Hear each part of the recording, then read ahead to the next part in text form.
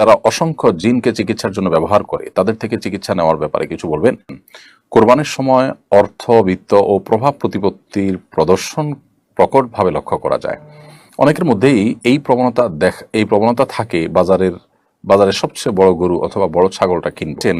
বর্তমান এআই কৃত্রিম বুদ্ধিমত্তা দিয়ে মানুষ ও অন্য যে কোনো প্রাণীর ছবি তৈরি করা হয়, এগুলো কি অঙ্কনের মধ্যে পড়বে? 2025 সাল থেকে সর্বজনীন পেনশন স্কিমকে সরকারি চাকরিজীবীদের জন্য বাধ্যতামূলক করা হচ্ছে। বিষয়টা শরীয়ী দিক নিয়ে আলোচনা করবেন। চলুন আর দেরি না করে আপনাদের প্রশ্নের উত্তর দেওয়ার আলোকিত ভবনে প্রবেশ করি। আমাদের কাছে ইতিমধ্যে অনেকগুলো প্রশ্ন চলে আসছে। আমি দেখতে পাচ্ছি মাহফুজুর রহমান আপনি লিখেছেন, কোরবানির সময় অর্থ, বিত্ত ও প্রভাব প্রতিপত্তির প্রদর্শন প্রকটভাবে লক্ষ্য করা যায়। অনেকের মধ্যেই এই প্রবণতা থাকে বাজারে সবচেয়ে বড় গরু অথবা বড় ছাগলটা কিনবো। দৈত্যাকার এসব গরু ছাগল নিয়ে মিডিয়ায় আলোচনা হয়, ফলে এই ধরনের গরু ছাগলের ক্রেতারাও আলোচনার কেন্দ্রবিন্দুতে চলে আসেন। কোটি কোটি টাকা দিয়ে আলোচিত গরু কিংবা কয়েক লাখ টাকা দিয়ে আলোচিত ছাগল কেনার বিশেষ কোনো মহিমা আছে কিনা? ভাই মাহফুজুর রহমান, যদি কেউ আল্লাহর রাহে অধিক সম্পদ ব্যয় করতে চান, তিনি আল্লাহ রাব্বুল আলামিনকে সন্তুষ্ট করবার জন্য তার প্রিয় বস্তুকে উৎসর্গ করতে চান, কোরবান করতে চান, সেই জায়গা থেকে তিনি অনেক বড় গরু বা অনেকগুলো ছাগল জবে করেন, সেটা তো আপন জায়গা শুধু ঠিক আছে না, বরং প্রশংসনীয় বটে। তবে আমাদের দেশে যে প্রতিযোগিতা চলে থাকে, এই প্রতিযোগিতার বেশিরভাগই প্রদর্শন ইচ্ছা থেকে হয়ে থাকে।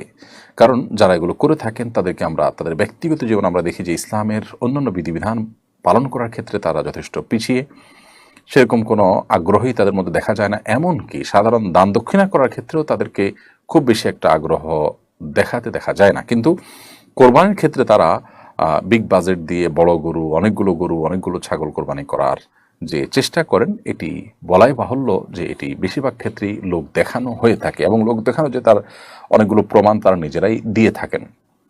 তো এরকম যদি হয় তাহলে সেটা আসলে ইবাদত হবে না, এটা বরং হবে হলো লৌকিকতা, যেটি শিরকে আসগরে পর্যবসিত হবে। নবী করিম সাল্লাল্লাহু আলাইহি সাল্লাম অনেক কোরবানি করেছেন। তিনি প্রতি বছর কোরবানি করেছেন, এবং এক বছর তিনি অনেক বেশি পশু কোরবানি করেছেন। অনেক বেশি কোরবানি করার যদি উদ্দেশ্য হয় আল্লাহকে সন্তুষ্ট করা, যেমনটি বললাম, সেটা ভালো কথা। কিন্তু যদি উদ্দেশ্য হয় মানুষের কাছে বাহবা কুড়ানো, মানুষের কাছে নিজের ক্রেডিট জাহির করা, তাহলে সেটা অবশ্যই দূষণীয়। আর একজন মানুষ তিনি তার দৈনন্দিন জীবনে অন্যান্য বিষয়ের ক্ষেত্রে তেমন কোনো আগ্রহ না থাকা সত্ত্বেও যখন এই বিষয়ে খুব বেশি আগ্রহ দেখান, তখন সেটা নিয়ে আমাদের যথেষ্ট সন্দেহ দেখা দেয়, বরং কোনো সময় এটা পরিষ্কার প্রমাণিত হয় যে আসলে পুরো বিষয়টাই লৌকিকতার খাতিরে হয়ে থাকে। আল্লাহ তাআলা আমাদেরকে হেদায়েত দান করুন, এবং কোরবানির মতো এই ইবাদতকে আমরা যেন কোনোভাবে নষ্ট না করি। আল্লাহ বলেছেন, লা ইয়ানালুল্লাহুল হুমুহা ওয়ালা দিমাউহা ওয়ালাকিন ইয়ানালুহুত তাকওয়া মিনকুম। তোমাদের গরুর গোশত, তোমাদের কোরবানির গরুর রক্ত কিছু আল্লাহর কাছে পৌঁছে না। কত বড় গরু দিয়ে আপনি করলেন, কত দাম দিয়ে করলেন, এটা আল্লাহর কাছে গুরুত্বপূর্ণ নয়, বরং ওয়ালাকিন ইয়ানালুহুত তাকওয়া মিনকুম। কিন্তু তোমাদের যে তাকওয়া, অন্তর অবস্থিত তাকওয়া, সেটি কিন্তু আল্লাহ তাআলার কাছে ঠিকই পৌঁছে। ঠিক শুধু তাই নয়, নবী করিম সাল্লাল্লাহু আলাইহি ওয়াসাল্লাম একটা হাদিস রয়েছে, তিনি বলেছেন যে ইন্নাল্লাহা লা ইয়ানজুরু ইলা সুওয়ারিকুম ওয়ালাকিন ইয়ানজুরু ইলা কুলুবিকুম ওয়া আমালিকুম। আল্লাহ রাব্বুল আলামিন তোমাদের অন্তর দেখেন এবং আমল দেখেন, তিনি তোমাদের চেহারা, বাহ্যিক চেহারা কিন্তু দেখেন না। সেজন্য আল্লাহ রাব্বুল আলামিনের কাছে যেটি গুরুত্বপূর্ণ সেটি হলো যে আমরা কেন করছি, কি উদ্দেশ্যে করছি সেটি। বিধায় ইখলাসের সাথে আমরা কোরবানি করার চেষ্টা করবো। আল্লাহ আমাদেরকে সেই তৌফিক দান করুন। জিহাদ আহমদ আপনি লিখেছেন, বর্তমান এআই কৃত্রিম বুদ্ধিমত্তা দিয়ে মানুষ ও অন্য যে কোনো প্রাণীর ছবি তৈরি করা হয়, এগুলো কি অঙ্কনের মধ্যে পড়বে? ভাই জিহাদ আহমদ, এআই এবং কৃত্রিম বুদ্ধিমত্তা দিয়ে যে মানুষের এবং বিভিন্ন প্রাণীর ছবি তৈরি করা হয়, এই বিষয় নিয়ে ওলামায়ে কেরামের এখনও গবেষণা শুরু হয়েছে কিনা আমি জানি না। বিষয়টি যেহেতু উদ্ভূত, এর আগে আমার কাছে এই প্রশ্ন এসছে, কিন্তু এই প্রশ্ন নিয়ে গবেষণা করার এবং অন্যান্য ওলামায়ে কেরামের মতামত এবং দৃষ্টিকোণগুলোকে পর্যালোচনা করবার সুযোগ আমার হয়নি। বিধায় এই প্রশ্নটি আমি এড়িয়ে যাচ্ছি। ইনশাআল্লাহ বিদিনিল্লাহ এই বিষয়ে আমরা আরেকটু গবেষণা করে ইনশাআল্লাহ আপনাদেরকে জানাবো। তবে এটি তো ঠিক যে আল্লাহ রাব্বুল আলামিন মানুষের সৃষ্টিকর্তা, কোনো প্রাণীর আকৃতিকেও কৃত্রিমভাবে তৈরি করলে, কোনো মানুষ কোনো প্রাণীর সাথে অবয়ব মিল রেখে তৈরি করলে সেটি হারাম এবং নিষিদ্ধ। এবং এটি কেন নিষিদ্ধ, আমরা আজকাল সব কিছুতে লজিক খুঁজে বেড়াই। সাধারণত এই ধরনের প্রাণী, বিশেষ করে ভাস্কর্য, মূর্তি, প্রতিমা, এগুলোর উপরে শয়তান ভর করে। এটি কোরআন হাদিসের কোনো মানে সরাসরি দেওয়া বক্তব্য নয়, বরং এগুলো বিভিন্ন গবেষণা দ্বারায় প্রমাণিত বিষয়, এবং অনেকের গবেষণা মাত্র। কেউ চাইলে সেটাকে অবিশ্বাসও করতে পারেন। কিন্তু এটুকু নিশ্চিত করে আমরা বলতে পারি যে কোরআন এবং হাদিস যেটি নিষিদ্ধ করা হয়েছে সেটিতে মানব জাতির জন্য, মুসলমানদের জন্য অকল্যাণ নিশ্চিতভাবে নিহিত আছে। সো আমরা এগুলো থেকে, সন্দেহপূর্ণ বিষয় থেকে যথাসম্ভব দূরে থাকার চেষ্টা করব। মুরাদ হাসান লিখেছেন, 2025 সাল থেকে সর্বজনীন পেনশন স্কিমকে সরকারি চাকরিজীবীদের জন্য বাধ্যতামূলক করা হচ্ছে। বিষয়টা শরীয়ী দিক নিয়ে আলোচনা করবেন।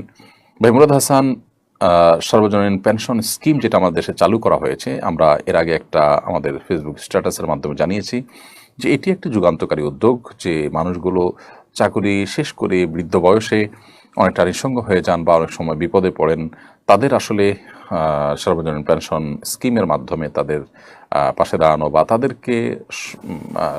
তাদেরকে সহায়তা করার যে উদ্যোগ, সেটি পৃথিবীর বিভিন্ন দেশে ছিল, আমাদের দেশে এটা চালু হয়েছে, প্রশংসনীয়। যদি ইসলামের যে মূল স্পিড আছে, ইসলামের যে মৌলিক থিঙ্কিং আছে, সেটা যদি আমাদের সমাজের সর্বত্র প্রতিষ্ঠিত থাকতো বা থাকে, তাহলে সেক্ষেত্রে এগুলোর প্রয়োজন হবে না। কারণ একটা মানুষ তার সন্তান সন্ততি, তার আত্মীয় স্বজনরা তার বৃদ্ধ বয়সে তাকে অনেক বেশি কেয়ার করবেন, যত্ন নেবেন, সেটাই স্বাভাবিক। এবং যত বেশি প্র্যাকটিসিং ফ্যামিলি দেখি আমরা, সমাজ দেখি, সেখানে এগুলো তত বেশি থাকে আমরা জানি, সেখানে আসলে এগুলোর প্রয়োজনই হয় না। কিন্তু বাস্তবতা হলো দিন দিন সেগুলো হারিয়ে যাচ্ছে, যার কারণে এই সমস্ত স্কিমের প্রয়োজন হচ্ছে। তো যাই হোক, অন্যান্য দেশে যেটা অনেক আগে চালু হয়েছে, আমাদের দেশে এখন চালু হওয়াটা প্রশংসনীয়। কিন্তু এই স্কিমের মাধ্যমে যে মানুষকে আপনার পরবর্তীতে মাসে মাসে যে পেনশন দেওয়া হবে, সেটি সুস্পষ্টভাবেই সুদভিত্তিক সিস্টেম, এবং সেটি যে সুদভিত্তিক সেটা একেবারে দিনের আলোর মতো পরিষ্কার।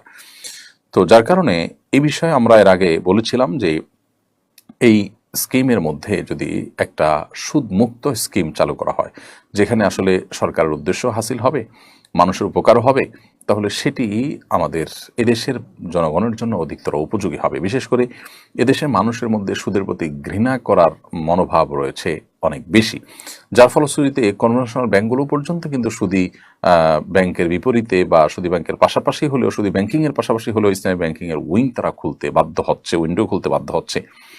তো এদেশে মানুষের এই সুদের প্রতি যে ঘৃণাবোধ, সেই কারণে এই সার্বজনীন পেনশন স্কিমকে, এটাকে সত্যিকার অর্থে সার্বজনীন করতে হলে অবশ্যই এটাকে সুদমুক্ত যে উইং, সেটা খুলতে হবে। তো এই বিষয়ে সংশ্লিষ্টদেরকে আমরা অনুরোধ করবো যে বিষয়টা খুবই সহজ, আমাদের সাথে পরামর্শ করে সুদমুক্ত একটা উইং খুললে ইনশাআল্লাহ বিষয়টা সহজ হবে। আর তা না হলে বাধ্যতামূলক করে বা অন্য কোনোভাবে যদি আপনি সুদ হারাম এটা মানুষকে গেলানোর চেষ্টা করেন, জনগণ যেটা চায় না সেটা যদি আপনি জোর করে চাপাতে চান, তাহলে সেক্ষেত্রে এটা নিয়ে অস্থিরতা যেমন তৈরি হতে পারে, তেমনিভাবে সমাজের বড় একটা অংশ এই সুবিধা তারা ভোগ করবেন না এবং এটাকে তারা অ্যাভয়েড করবেন, যার ফলে মূল উদ্দেশ্য কিন্তু সাকসেস হবে না, সফল হবে না। জাকিয়া জান্নাতি আপনি লিখেছেন, যারা অসংখ্য জিনকে চিকিৎসার জন্য ব্যবহার করে তাদের থেকে চিকিৎসা নেওয়ার ব্যাপারে কিছু বলবেন।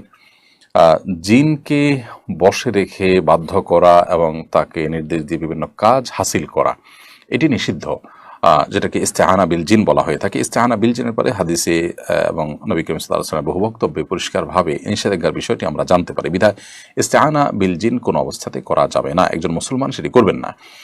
তবে এর বাইরে জিনদের থেকে, জিনরা নেককার জিনদের কোনো তথ্য যদি আমাদেরকে দেন, সেটা যদি আমরা ভেরিফাই করতে পারি, তাহলে সেটা আমাদের কাজে আসতে পারে।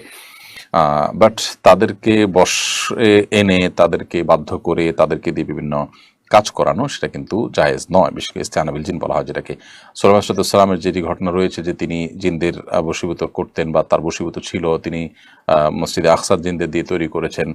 প্রথমত সেটি ছিল সুলাইমান সাল্লামের শরীয়তের বিষয়।